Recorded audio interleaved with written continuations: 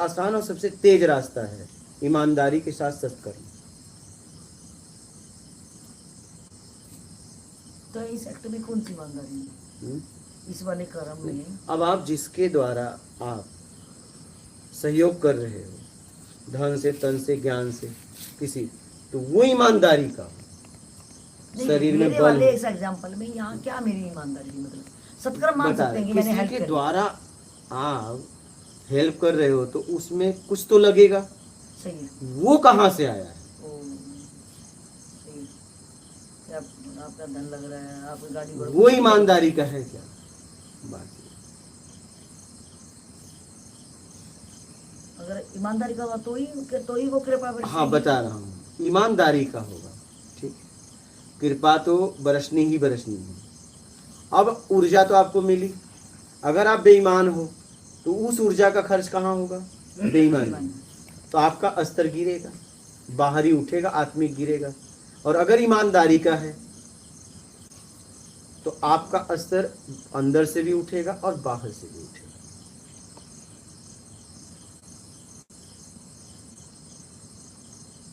आपके पास धन, तन और ज्ञान कहाँ से है?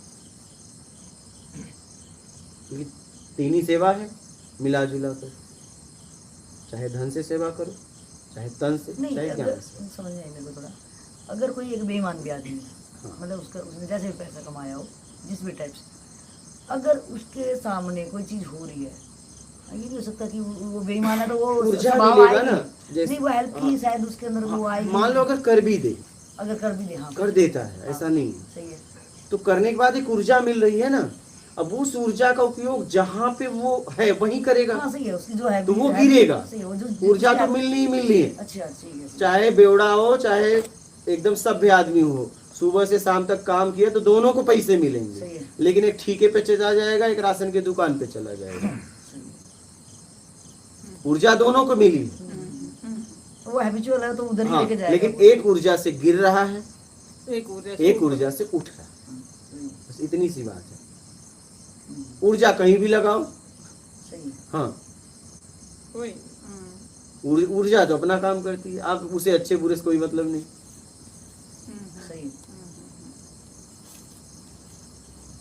आपने ऐसा काम किया, आपको ऊर्जा मिल गया, उस पे आपका अधिकार हो गया। आप चाहे कुछ भी करो, वो मेरी अपनी कमाई होगी, वो कुछ भी करो आप, हाँ आप कुछ भी करो, उसका परिणाम आपको मिलेगा।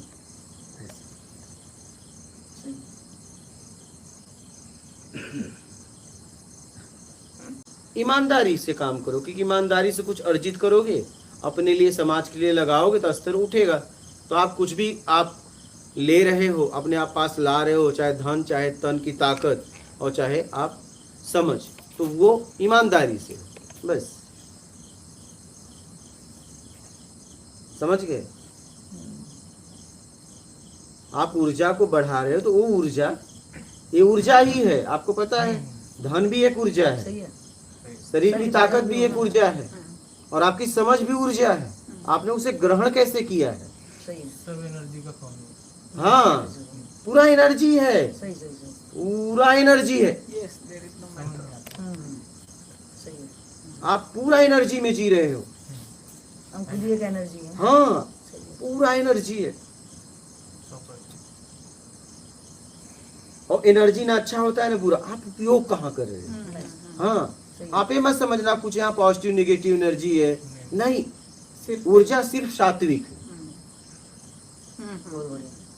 ऊर्जा सिर्फ सात्विक है, पॉजिटिव नेगेटिव नहीं है। वो तो आप पैदा करते हो अपने कर्म से।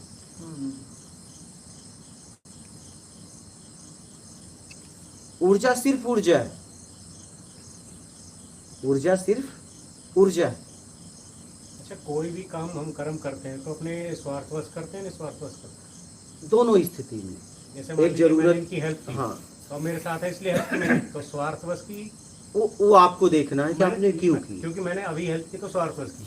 अगर मैं अनजान व्यक्ति की स्वार्थ न बोलिए, स्वार्थ किसे कहते हैं पहले उसे समझिए, हमें उस शब्द का ज्ञान लेना पड़ेगा। स्वार्थी व्यक्ति उसे कहते हैं जैसे आपने इनके लिए किया, इनको जरूरत थी, ठीक है, आप इन्हें जानते थे, आवश्यकता थी, आपके पास था, आपने किया।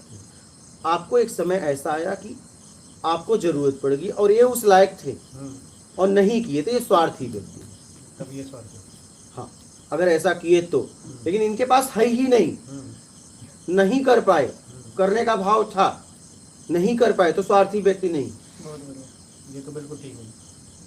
ठीक नहीं, इसे समझ लेना, बहुत अच्छा। इसे समझ लेना, क्योंकि हम आदान प्रदान को भी स्वार्थी कह रहे हैं।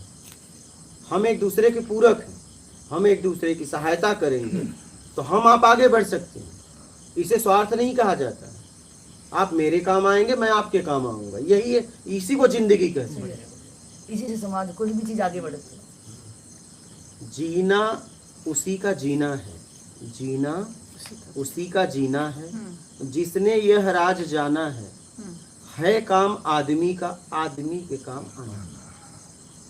आदमी का काम आदमी का माना जीना उसी का जीना है, जिसने यह राज जाना है, राज मतलब रहस्य, जिसने यह रहस्य जाना है। अब रहस्य क्या है? आदमी का काम है आदमी के काम आना है। अच्छा,